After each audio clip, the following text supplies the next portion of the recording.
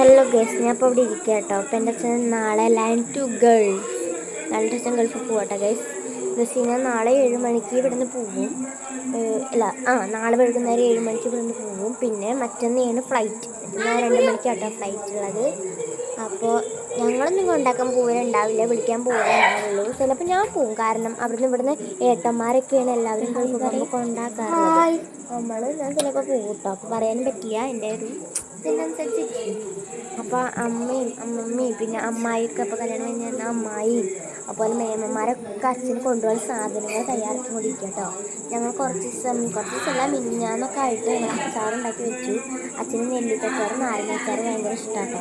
അപ്പോൾ അതുണ്ടാക്കി കൊടുക്കല്ല ഉണ്ടാക്കി വെച്ചു കേട്ടോ. പിന്നെ പുളിയഞ്ചി ഉണ്ടാക്കേണ്ട തിരക്കാണ് കേട്ടോ. പിന്നെ അവിടെയുള്ള ഒരു അങ്കിളിന് കൂർക്ക വേണമെന്നൊക്കെ പറഞ്ഞിട്ട് കൂർക്കൊക്കെ ഉണ്ടാക്കി കൊടുക്കും. അപ്പോൾ അടുത്ത വീഡിയോ വീണ്ടും വരാം. ബായ്.